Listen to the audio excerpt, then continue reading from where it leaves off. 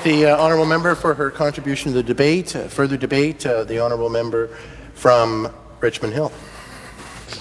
Thank you, Mr. Speaker. Thank you.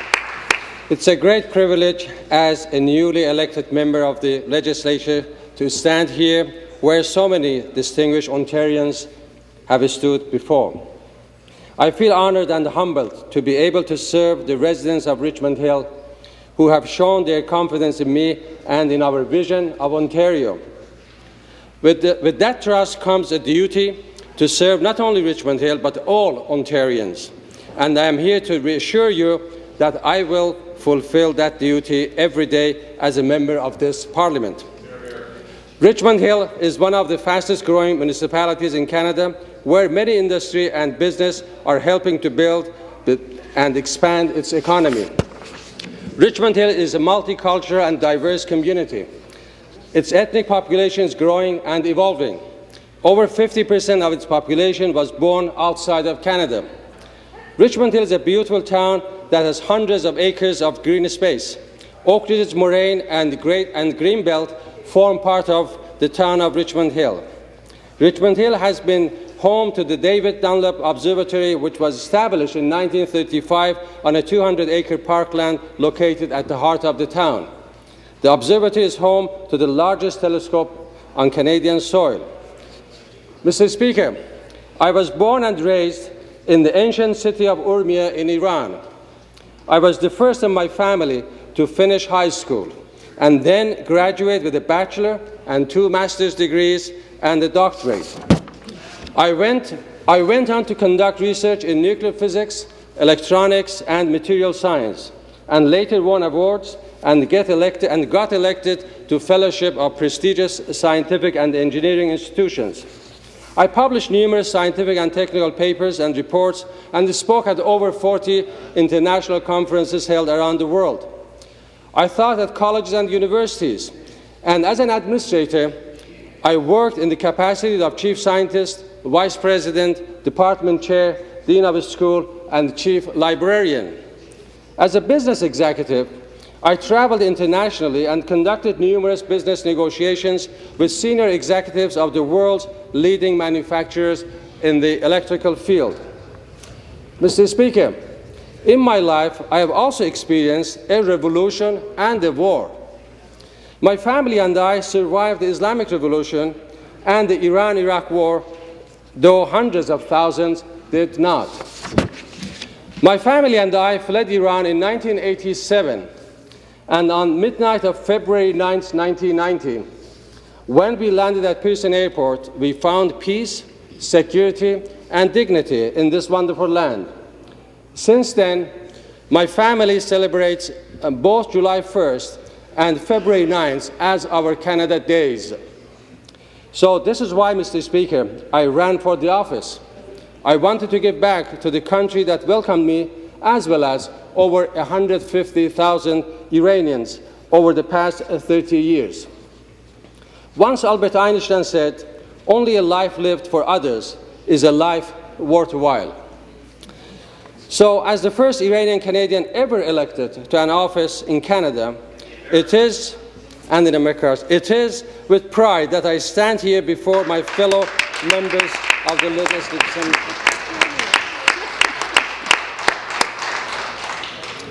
It is with pride that I stand here before my fellow members of this legislature today, the product of struggle, immigration, hard work, endeavours, vision, and imagination. Once again, Albert Einstein said, "Imagination is more important than knowledge." Mr. Speaker, my wife Patty and my son Mike are sitting at the members' gallery.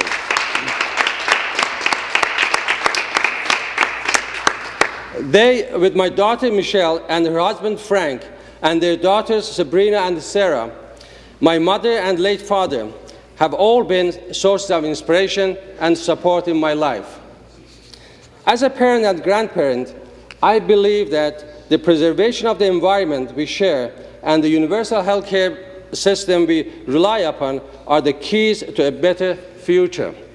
As a business executive, I know how important it is to ensure that the tools are there for our entrepreneurs to succeed, not only in Ontario, but internationally. I understand the importance of an efficient infrastructure, sound government policies, and knowledgeable and skilled civil servants and the workforce in enhancing the international competitiveness of Ontario. I believe that the vitality of our society and its economy is dependent on continuous flow of electric power in our power systems. It is imperative to assure investors that Ontario will have a reliable and dependable electricity supply and infrastructure at all times. I am pleased to see that ensuring a sustainable supply of electricity to our homes, businesses and industries is one of the top priorities of the McGuinty government. I am also pleased to see that our government has a comprehensive energy plan where electricity generation from burning coal will be phased out and coal will be replaced by sources such as hydro, wind and nuclear. Once Jonathan Swift said, "Vision is the art of seeing things invisible." As an academic and educator, I believe that children shape the future of our community. Our children's future is created by the quality of education that they receive. I understand the importance of early childhood, elementary, secondary, and tertiary education in enhancing the international competitiveness of Ontario. Once William Yeats said, "Education is not filling a bucket, but lighting a fire." As a scientist and engineer, I believe that the economic prosperity of the society is a direct product of its scientific innovations. The growth and increase in Ontario's scientific innovations will empower us to become one of the most economically vibrant regions of the world. Ontario, through its diversity of talents in all areas of science and technology, has tremendous potential for scientific innovations. I believe in creating an environment in Ontario that will put it in the forefront of scientific innovations in the world. Mr. Speaker, my riding of Richmond Hill mirrors the diverse and dynamic population of our beautiful province of Ontario. We are on our road of sustainable economic development. We are facing different kinds of challenges, especially under the environment of globalized economy, a stronger Canadian dollar, higher oil prices, and the slowing U.S. economy. Ontarians are hardworking people. We strive to remain competitive with our strengths in mind, our strengths being our diverse, skillful, and knowledgeable workforce, and our capability to adapt and to innovate.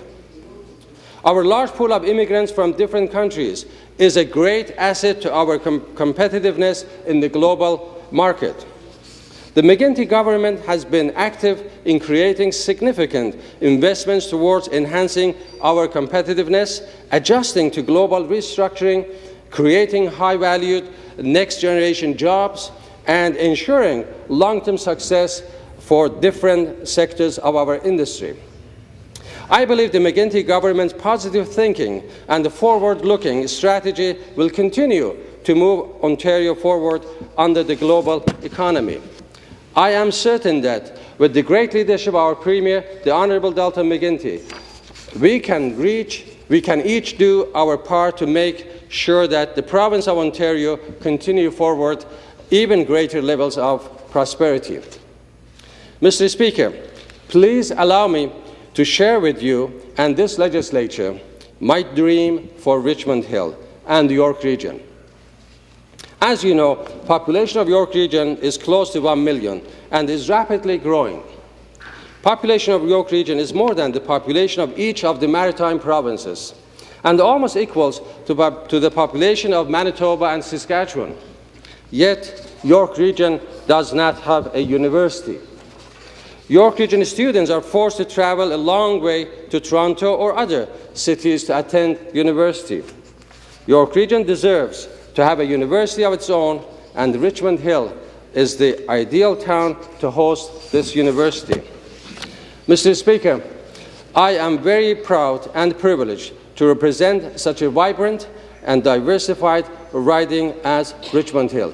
Thank you. متشكرم. Thank you. Thank you.